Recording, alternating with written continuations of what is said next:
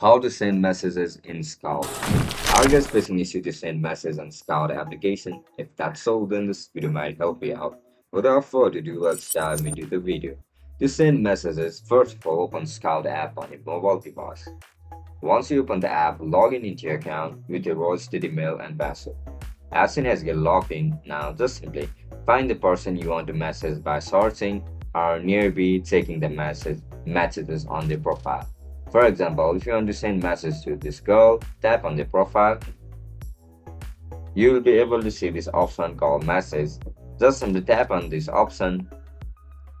Now type your message in the text box at the bottom of your screen. You can also send emojis, stickers or photos. To make it chat fun, once your message is ready, tap send. Message will appear in the chat section and you can continue the conversation in real time. That's it guys, that's how I'm gonna send messages on Scout. If you guys found this video helpful, don't forget to like, share and subscribe to our channel. I'll catch you in the next one. Bye bye.